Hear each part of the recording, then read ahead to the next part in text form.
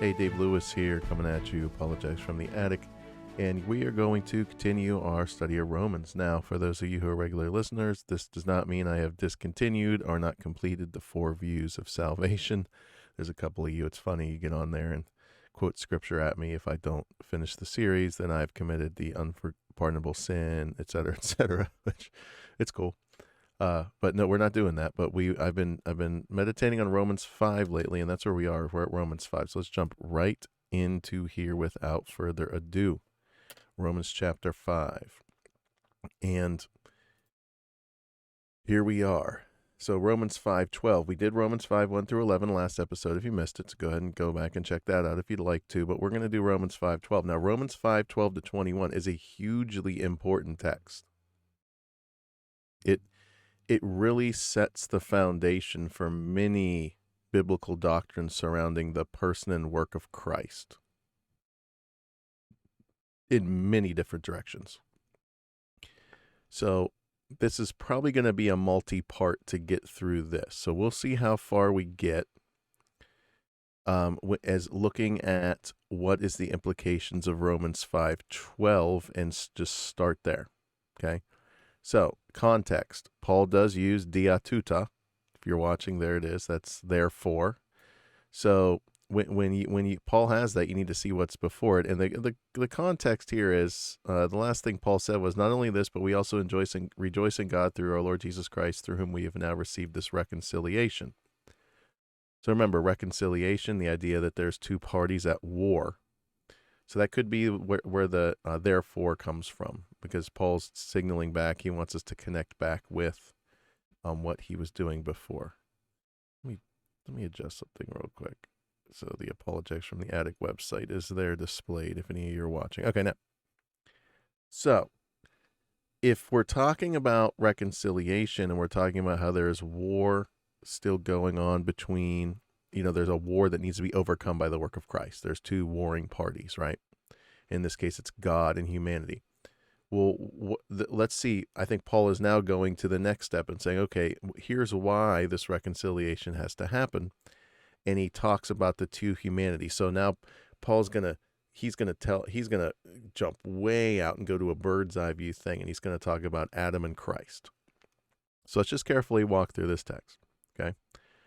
Therefore, just as sin came into the world through one man. Okay, stop there. So, and I think most Christians who even have a basic knowledge, even a brand new believer, has a basic knowledge of this idea that Adam and Eve, created, placed in a garden, sinless, and the choice they made to disobey God and eat from the tree of knowledge is what brought sin into the world.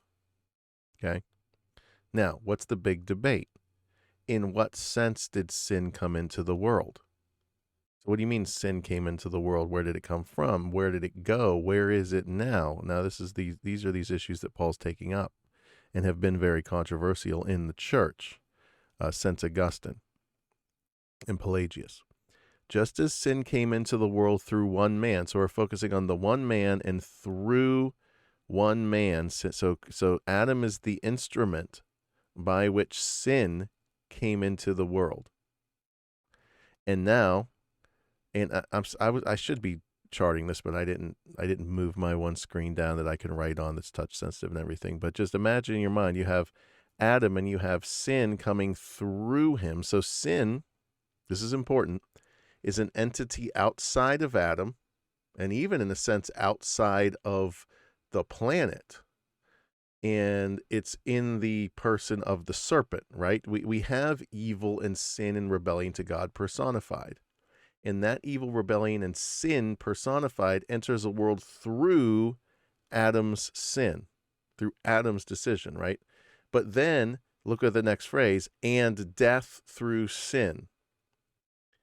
So then we have some other entity called death that also enters into the world through Adam, but through Adam's sin. So that order is very important. We have sin, and then death comes through the sin. So sin comes through Adam, death comes through sin.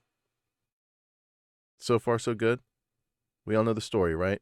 God said, the day you eat of it, you shall surely die. There's the threat of death upon breach of the commandment. Well, the commandment was breached, and death entered through the breaching of the commandment, through sin, right?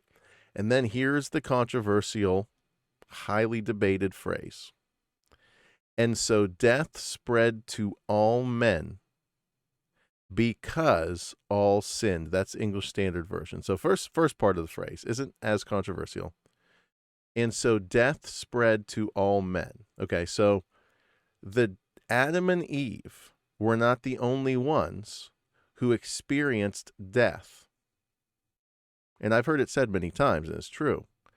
Many times when we read the genealogies of Genesis, right, where it goes through and lists Adam and his descendants, where Methuselah lived to be 935, I forget. He's the oldest man ever to live in the Bible.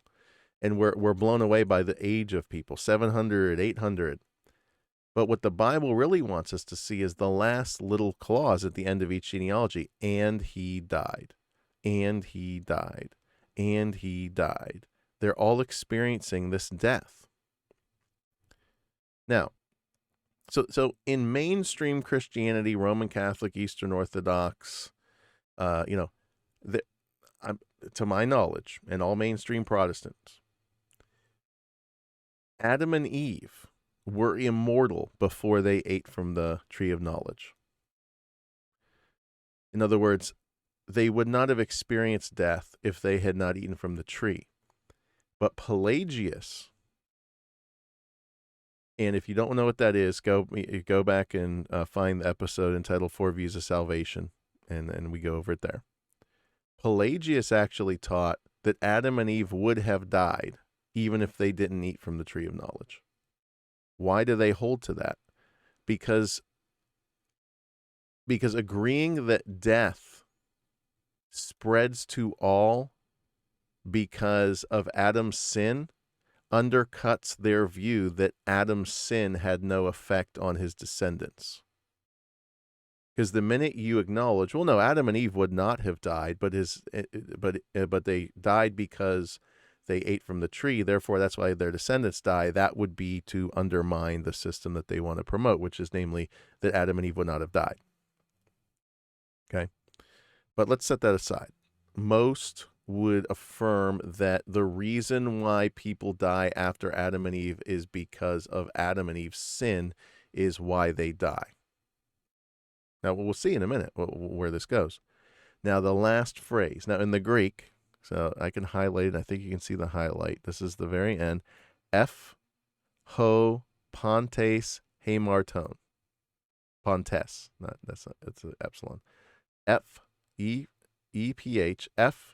Ho pontes hamarton. Now, look at how the translations handle this. So we already read ESV. So death spread to all. Why does death spread to all? Because all sinned. Okay? New American Standard, because all sinned. Net Bible, because all sinned. NIV, because all sinned. King James, for that all have sinned. Okay? Geneva. Okay, here's where some of the translations actually do the controversial translation. So death went over all men, in whom all men have sinned. So notice that, in whom. So the attempt to translate this clause, ho, in whom. Now, it is interesting, right, that Paul did not use dia or hati, a hati clause. There's no because. So this is an interesting construction for Paul. So it would be a slam dunk case that because should be the translation if Paul used the normal word he uses for because, but he doesn't. Now, back to this. King James. Okay. The Authorized Standard Version, for that all sin. Douay Rheims. I don't know if you have too much understanding of the Douay Rheims. It was a Roman Catholic translation meant to counter the King James Version and counter the English translations, which the Romanists would say the translations that were made in England from English starting with Wycliffe were corrupted by Protestant theology. It's interesting history if you look it up. But anyway, they translate it, Douay Rheims, the Roman Catholics, in whom all have sinned. So they do the in whom. New Living Translation, when Adam sinned, sin entered the world. Adam's sin brought death, so death spread to everyone, for everyone sinned. And then New King James, because all sinned. Well, Dave, what the heck is the significance of this? Well, because what we have in Romans 5:12-21 is the doctrine of the federal headship of Adam. Now, does that doctrine depend on how you translate this? No, but what's the difference? If you translate this simply because, okay, it leaves it wide open for interpretation. So why do all people die? Is it because all people eventually sin? Or is it because Adam's sin, and because of Adam's sin alone, not our sinning, but Adam's sin is what causes us to die? So either there's a direct connection between Adam's sin and my death and your death, or there's an indirect connection. Yes, Adam sinned and brought death into the world, but the reason you and I die is because of our personal sin. Not Adam's sin, but our personal sin. Does that make sense? That's the issue. And famously, Augustine translated this in him. Because Augustine, in his battle with Pelagius, saw in this text that, no, Pelagius, you are wrong. Adam's sin and Adam's sin alone brought death upon his descendants. It's not our sin that brings death upon us. It's Adam's sin that brings death upon us. Do you see that connection? Now, I want to show you a tool. Now, this thing's kind of dated, I think, but it's a super cool. Let me go full screen here if you're watching so you can see what it looks like. So this is a set called the Exegetical Summaries Series, 2nd edition. Now, I'll show you this thing. It's super cool. Now, it's super expensive, and you can get it on Logos and Accordance. So you can buy these electronically. But even electronically, I think they're pretty expensive. So exegetical summaries. Here's what this book does. Here, I'll put it on the book cam. So basically, in the beginning, and this is on Romans 1-9 or 1-8. This one. So in the beginning, it gives you a list of all the commentaries. Let me go to the book cam. If you're watching, I'm switching over to the book cam. All right. So here's all the commentaries that it lists, and I'll show you what I mean by that. But see, Joseph Fitzmyer, Walter Bauer gives the lexicon, Thomas Schreiner's commentary on Romans, Godet, C.K. Barrett, Charles Hodge, William Sanday, C.E.B. Cranfield, Leon Morris, John Murray, Robert Mounts, Doug Moo. And if as we're studying Romans, if someone asks me the questions, if I can only buy one commentary on Romans, which one? It would be Doug Moo's. M-O-O, Doug Moo. It's the most thorough. William Hendrickson, L.S. John Stott, Barclay Newman, F.F. Bruce, and James D.G. Dunn. So it's a range of scholarship, too. It's not just conservative scholarship. It's also more what would be called progressive or liberal scholarship. Anyway, so those are the lists of commentaries. Now, let me turn to our text in question. So we're asking the question, which commentaries view this F ho, hamartone, that some would say, which ones say that it should be because, and which ones say it should be in him? Okay. So if you're watching the book cam, so we're at that part. So it's cool because it gives you the lexical data, right? And then it asks questions, like interpretive questions about the text, and then it gives you which commentary does what with it. So lexicon, on the basis of the fact that all have sinned. An epi with a dative object on the basis of, because of, in view of. The phrase F ho, on the basis of the fact that, is the equivalent of epi tu tahati, because of, for the reason that. It is translated because, and it gives all the translations, for, since, in that, inasmuch, for that, on the basis of, with the result that, not explicit, the logical relationship between sin and death expressed by the phrase is translated, everyone has sinned, so everyone must die. Okay? So there, it's epi tu tahati, which because for the reason that. So if you wanted to get deeper into the lexical stuff and how that is. Now, question. What relationship is indicated by the phrase FHO on the basis of the fact? Okay. So, number one, it indicates the reason that all died. So if you're watching, there's your code for what all the commentary says. So basically, at a glance, so you don't have to look at that commentary, that commentary, that commentary, that commentary, that commentary, that commentary, that. It summarizes them in one sentence. It's pretty cool, right? Now, so these commentaries say death came to all persons because all persons sinned. Okay. 1.1. All people sin corporately in Adam when he sinned and die as a consequence of Adam's sin. That's the interpretation that I'm arguing for. Okay. And we have I forget what all these are. One of them's Moo. One of them's Morris. I forget what they are. But so Adam was both. So these are the commentaries that take that view. Adam was both the head and representative of all his descendants, so that his act of sin was attributed to all his descendants. And therefore, on judicial grounds, death passed to all people since they were regarded as sinners on account of Adam's sin. And it's breaking down the different, I don't know if you can see that, it's getting blurry. It's breaking down all of the different commentaries that take that approach. There is such a connection between the one man and the all that the sin of the one is at the same time regarded as the sin of all. It is not that all people sin together at some specific time. Rather, it is as though all people sinned when Adam sinned. And it's very clearly articulated, whoever wrote this, like the way they're summarizing what all the commentaries say. And they could be quoting from the commentaries as well. One moment. Real time. Anyway, get the text. Okay.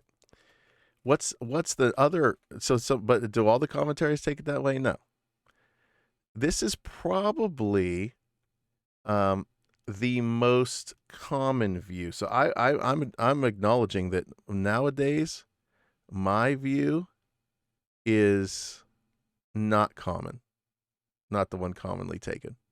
Okay, that we sin in Adam federal headship. Okay. This is the more common view when it says death spread to all men because all sinned, which let's just have that as the translation. You're not really going to make any inroads if you say, no, we should go back to Geneva Bible and say in whom all sin. That should be our translation. Most scholars and translators would say because it's just you're interpreting too much if you put in him. Can you get the interpretation in him from the word because in English, translating the FO? Yes. But putting in him that's in other words, that's not a literal, that would not be a literal translation. Okay, back to this. Here is the view that most, let's say, evangelical churches, most pastors would take if they were pressed. What does it mean that because all sin? All people sin individually and die as a consequence of their individual sins. And then we have a list of commentaries that take that view. All people sin in their own persons as a result of the corrupt nature inherited from Adam. The fall gave them the predisposition to sin. Right? So the because all sinned for a lot of people means, well, the reason individuals die is because of their individual sins. Not because, now, here's where they would acknowledge, we inherit a sin nature from Adam. But death is not a result of just Adam's choices alone. The choices we make because of the nature we inherited from Adam, when we sin, and we inevitably will sin, then we die because of that. Okay. And hang on, there's one more part we can read this. It indicates, okay, here's another interpretation. It indicates the result of sin and death entering the world. Adam's sin and consequent death brought the same fate to all his descendants, that is, people experience death because they sin, but They also sin because they are born in a state of spiritual death, of alienation from God. The consequence of what Adam did spread to all people, with the result that all sinned. There's a slightly different interpretation. So the further you get out from it, sometimes you get to this interpretation of, well, death came into the world, but not into individual humans necessarily. So this would be moving more toward the Pelagian view that wants to separate out even the idea that a sin nature came from Adam. Well, no. This is, look, death spread to all men. It doesn't say sin spread to all men. It says death spread to all men, is what those type of interpreters would say, because they don't want that connection there between Adam's sin communicated to sinful nature. There's some people that are very, very, very committed to not believing that for whatever reason. Then we have one more here, number 3. The syntax here is vague and may not be pressed for clear decision on a point which Paul does not appear to have intended to clarify. However, he is asserting that no one is exempt from the partnership of sin and death established initially by Adam and now followed by all people, all of whom sin and all of whom die. So there's an interpretation, obviously, where, well, there's no connection. There's no connection. Now, the federal headship of Adam, go back to our Romans.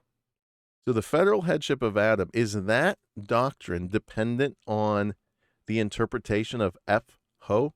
No. It's not. It's not dependent on that. It is taught in Romans 5:12-21, which we will see. Okay?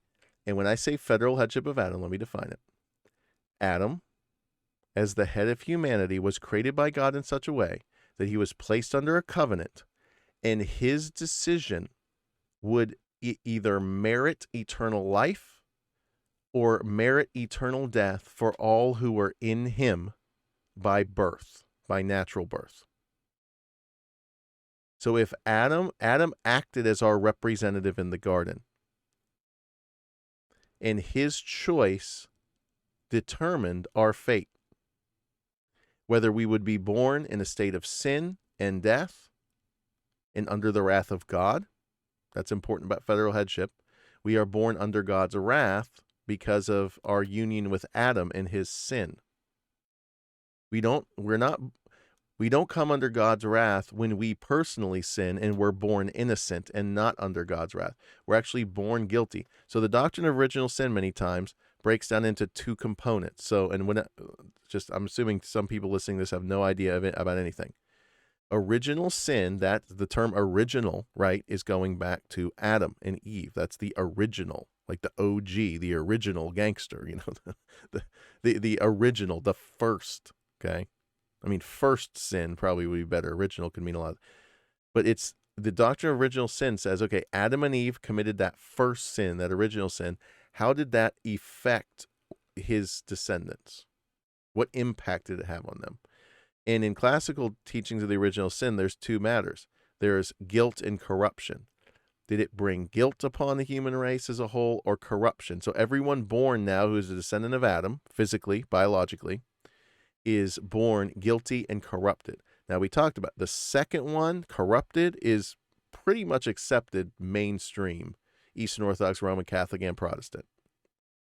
But guilty, that's way less popular. It really is. And usually only Calvinists and hardcore Roman Catholics believe that. Now, Roman Catholics are committed to that because that's why you need to baptize a baby, because they need to have original sin cleansed away through the sacrament of baptism. So they certainly hold, at least historically, to the guilt of infants that are born in Adam. Okay. All right. So that's original sin. So that's what we're talking about. So this is a key text, right? A key text to the doctrine of original sin. So let's start over again. Therefore, just as through one man sin entered the world, so we have sin entering the world through Adam, and then death comes through sin. So Adam is the instrument of sin, then death comes through the instrument of, sin, Adam's the instrument of sin coming into the world. Sin is the instrument of death coming into the world. And then this death spreads to all. But why does it spread to all? Because all sinned. Now, What does Paul mean by that? Well, thankfully, Paul explains, because the next verse is a little aside that seems to depart from the main flow of the argument in order for him to explain that little phrase, because all sinned. Verse 13. For sin indeed was in the world before the law was given. Now, here's where we really have, and this is where the Apostle Paul is really going to now start nailing into this role of the law in the Christian life and in the history of salvation, and et cetera, et cetera. He's dropped a few of little hints so far in Romans. And the last one he dropped, which when we went over it, was very mysterious. He talked about in the life of Abraham, where there is no law, there is no sin, or there is no transgression. And he kind of just moved on from it. We're like, what? So now, so the first period, now the periodization that Paul ends up going by, the framework, is Adam to Christ. But what he does here is he stops and he makes another periodization, Adam to the law. So when we think about that period, so what does he mean by the law? The giving of the 10 Commandments, the giving of the law, before the law was given to the nation of Israel through Moses after they crossed the Red Sea, right? Sin was in the world that whole time for those thousands of years, okay? But sin is not counted where there is no law. Okay. So sin is not taken into account. The term imputed, and almost all major translations handle it with the term imputed. New American Standard, imputed. There is no accounting for sin. In other words, there's no reckoning of sin. There's sin as sin, meaning a transgression of the law, is not recognized if the law is not pointing it out. Okay. So between that time, people were sinners, and there was sin happening, and people were sinning, and sin was there. But that sin was not recognized where there is no law. But look at the next verse. Yet, death reigned from Adam to Moses, even over those whose sinning was not like the transgression of Adam, who was a type of the one to come. Okay, this is very important. Actually, I didn't check this, but I have time. Let me see if our exegetical summaries lists all the possible translations of what even over those whose sinning was not like the transgression of Adam. I bet you there's a whole thing on that. What's the type? Yep, of course there is. Yep, there is. What is Paul's argument here about the relation between sin and death? No, maybe there's not as much. Okay, so let me just run through this. Okay, so remember, what was Paul's argument? Paul's argument was sin entered the world through Adam, and then death entered the world through sin. But then I'm telling you, this is Paul explaining the because all sin part. So the question to Paul might have been, well, Paul, because remember, I believe Romans was the Bible study and the Bible teaching that Paul gave the first 2 years he was in Ephesus, for example, and planted that church. Romans is a record of the broad outline of what Paul would teach new converts and disciple them. This is how I'm laying this out. So when Paul may have taught this and said, because all sinned, well, how do we know all sinned when there was no law? How could death be coming upon all if all did not sin, look at it, like Adam did? How? Because Adam broke the law, right? He transgressed the law. What does that mean? It means he was given a command and he broke it. That's the difference between sin and transgression biblically, right? Sinning is what everyone does, but many times it's done unconsciously in the sense of we're not breaking a known command, right? Like if you tell a child, do not do this, then next time they do it, they've broken your command. And what do you say to your child? I told you not to do this.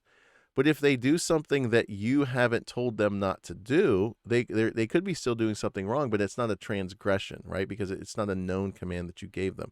So the point Paul's making here is The way that we know that Adam's sin, because all sinned, right? Because that's Paul's argument is the reason why death spread to all is because all sinned, right? That's his argument. Well, Paul, what do you mean all sinned? And then what Paul immediately does is he says, well, let me explain this. You're right. Is there any known command that anybody was transgressing against between the time of Adam and Moses? No. So it couldn't be that the reason death spread to all is because all individually sinned, because for those thousands of years, there was not a known command to sin against in that sense, in the same way Adam did. But how do we know that that Adam's sin brought death? Well, everybody kept dying. Death. So in the term yet, so it's a contrast. Allah, that's a contrastive. So in verse 13, I hope I'm making sense, by the way. I feel like I'm not making sense, but maybe I am. A lot of times when I feel I'm not making sense, they're like, no, that makes sense. But sin is not counted where there is no law. So sin was in the world. So there is this presence of sin.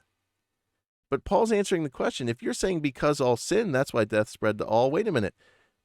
Paul, how do we know there was sin in the world? There's no law to point it out. And Paul would say, correct. But death reigned even over those whose sinning was not like the transgression of Adam, who is a type of the one to come. Oh, that's a very important part. Tupos, a type, a shadow, it's interesting. A figure formed by blows of the hammer or chisel. So it's interesting. So typology is what it's called. We don't have time to get into it. Basically, the Old Testament sets up a pattern that's later to be fulfilled by Christ. And Paul had this teaching, obviously, in his teaching. It's right here. He would look at things of the Old Testament and say, this is a type of what Christ is going to do. This same pattern that you see this Old Testament character, Christ is going to do the same, but a greater fulfillment of it. And what Christ does, what the Messiah does, will make sense of and fill in the meaning of what that character did. So Adam sinned sinned against a transgression, but there was how many millions upon millions of people were born and died between the time of Adam and Moses whose sinning was not like the transgression of Adam. Meaning what? Who did not sin against a known command. In other words, or think of it this way. Was every human being that was ever born into their own Garden of Eden and faced with the same choice Adam was? Of course not. People weren't born as adults and said, here, you choose now, tree of life, tree of knowledge, go ahead and make the choice. Of course not. Everyone is born, that choice has already been made. Okay. Now, I think I remember John Piper had a pretty good, when he preached through Romans, he has a pretty good extended discussion of this phrase, even over those whose sinning was not like the transgression of Adam, could refer to infants. I was listening to Martin Lloyd-Jones on this, and I kind of agreed with the argument he made. He said it's not definitive that you can say this is about infants. And by the way, just a plug for that, the Martin Lloyd-Jones Trust app, download it. You can listen to Martin Lloyd-Jones go verse by verse by verse, very carefully, very slowly. I think there's 500 sermons where he walked through the book of Romans. It's an absolute blessing of God that was recorded. I mean, recording technology must have been in its infancy back then. And it was, I think it was like in the 40s. And if you really want to dig deep into Romans, man, Martin Lloyd-Jones, he leaves no stone unturned. He's such a careful thinker about how he breaks this down. Anyway, I was listening to him.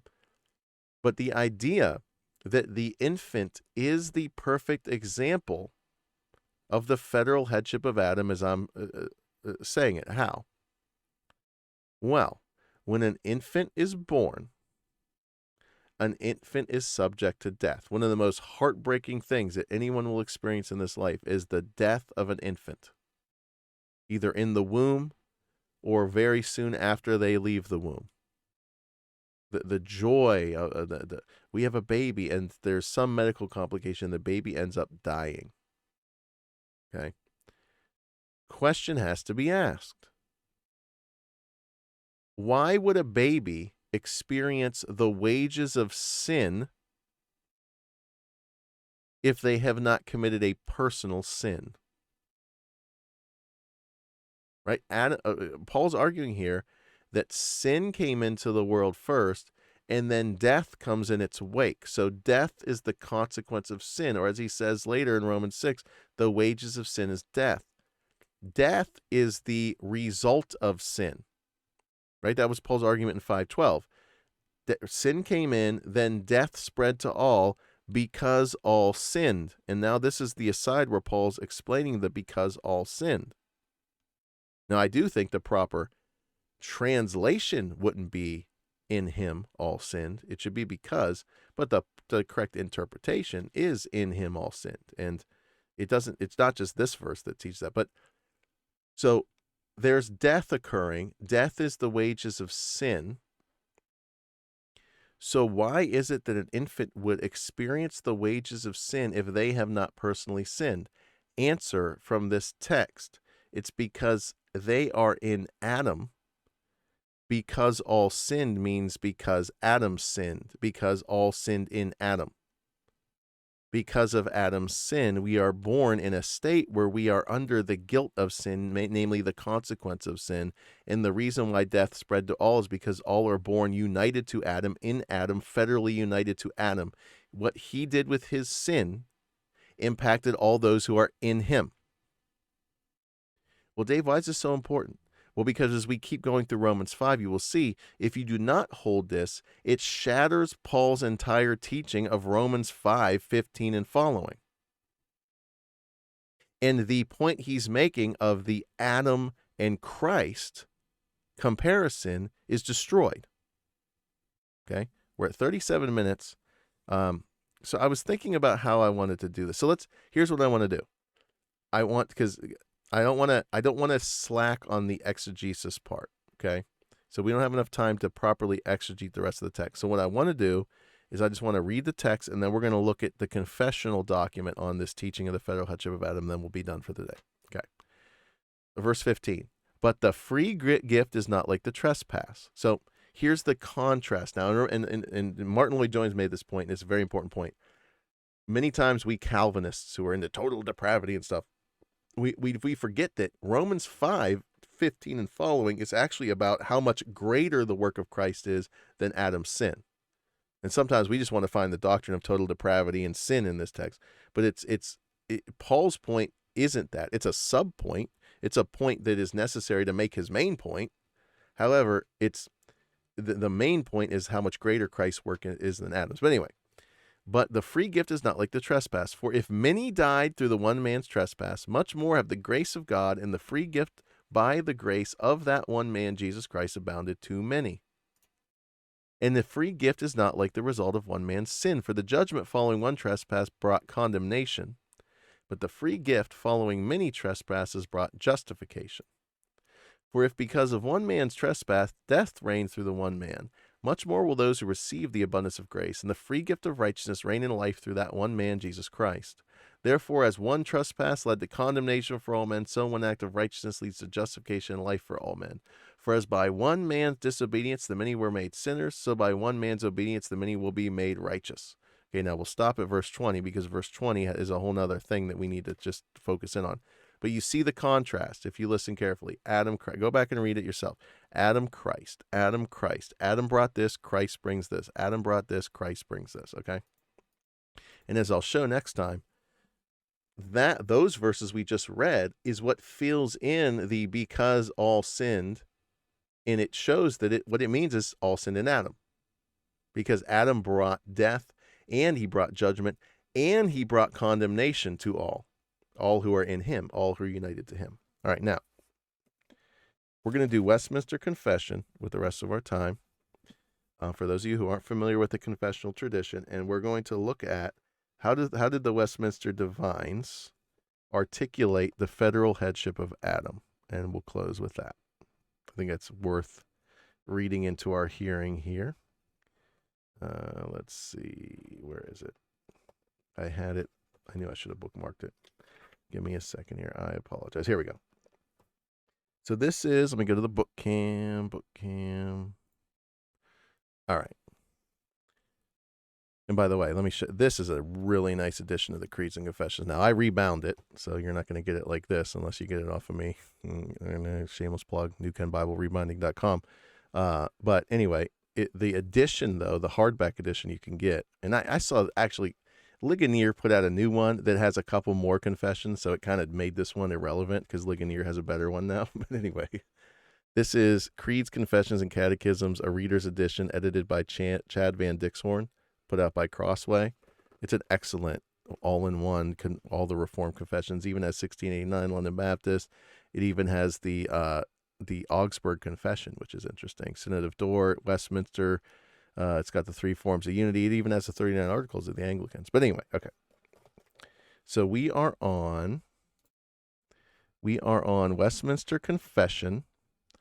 We are on chapter 6. The title of chapter 6 of the Westminster Confession is okay. The fall of man, of sin, and of the punishment thereof. So I'll just read these, and then we'll close it out. Paragraph 1. Our first parents, being seduced by the subtlety and temptation of Satan, sinned in eating the forbidden fruit. This their sin God was pleased, according to his wise and holy counsel, to permit, having purposed to order it to his own glory. Interesting language there, right? God purposed their sin to order it to his own glory, but it uses the term permit. It's interesting. Many hot and bothered Calvinists don't even like to ever use the word permit in any sense, but the Westminster Divines do. They use the word permission when they talk about Adam's and Eve's sin. Okay. Paragraph 2. By this sin, they fell from their original righteousness and communion with God, and so became dead in sin, and wholly defiled in all the parts and faculties of the soul and body. Now, if you're watching and you don't have access to this material, the scripture references there: Genesis 3:6-8, Romans 3:23, Genesis 2:17, Ephesians 2:1-3, Romans 5:12, which we just went over, Genesis 6:5, Jeremiah 17:9, Titus 1:15, Romans 3:10-19. Okay, paragraph 3. Now here's where this, what we just discussed in Romans 5, here's what the Westminster Divines took from that, among other scriptures, in their doctrine of Adam's federal headship. So listen to their language.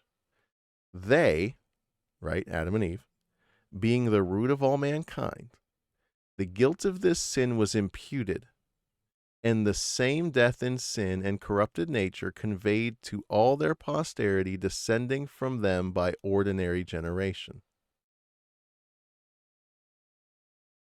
Acts 17:26, Romans 5:12-15-19, 1 Corinthians 15:21-22 and 49, Psalm 51:5, John 3:6, Genesis 5:3, Job 15:14. For those of you who want to look up these references, you could stop and start and list them. Okay. Paragraph 4, the same section. From this original corruption, whereby we are utterly indisposed, disabled, and made opposite to all good, and wholly inclined to all evil, do proceed all actual transgressions. So just really hammering that there is a nature that has been communicated from Adam's fall, that this is what it does to our nature. Romans 5:6, Romans 7:18, Romans 8:7, Colossians 1:21, Genesis 8:21, Genesis 6:5, Romans 3:10-12, Matthew 15:19, James 1:14-15, Ephesians 2:2 and 3. Those are the scripture references for that paragraph.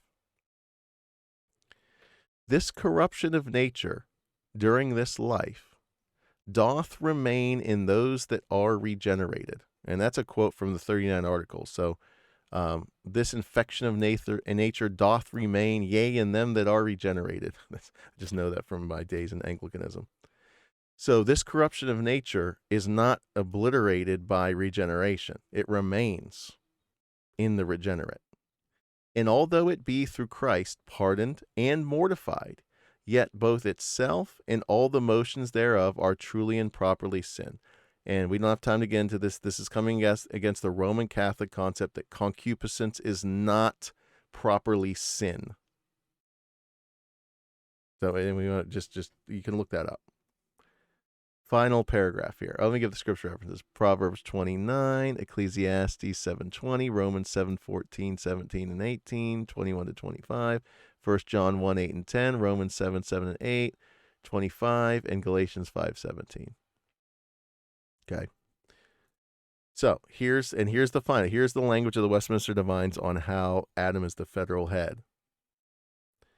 Every sin, both original and actual, so original sin, Adam's sin, actual sin, our sin that we commit, because we're born into this world sinners, being a transgression of the righteous law of God, and contrary thereunto, doth in its own nature bring guilt upon the sinner, whereby he is bound over to the wrath of God and curse of the law, and so made subject to death, with all miseries, spiritual, temporal, and eternal. So notice, many times what that should say, what most Christians believe, is every sin, actual sin, brings guilt upon the sinner. But notice they say every sin, both original and actual, brings guilt upon the sinner, whereby he is bound over to the wrath of God. So there's the Westminster Confession. I might as well read it for the last one. 1 John 5:4. I can't even see it. Jeez, that's so small. 1 John 3:4, Romans 2:15, Romans 3:9 and 19, Ephesians 2:3, Galatians 3:10, Romans 6:23, Ephesians 4:18, Romans 8:20, Lamentations 3:39, Matthew 25:41, 2 Thessalonians 1:9. All right. Now back to the off the book cam. Now, so we'll stop there. We're at 47 minutes. So this doctrine is very important because, as we'll see in the next session,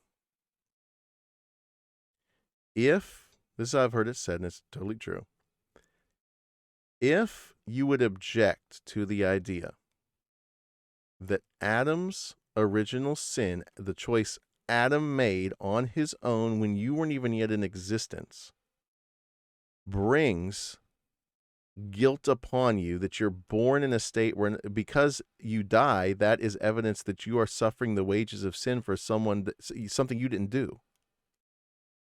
Okay? If you would object to that and say that's not fair, I should stand on my own 2 feet.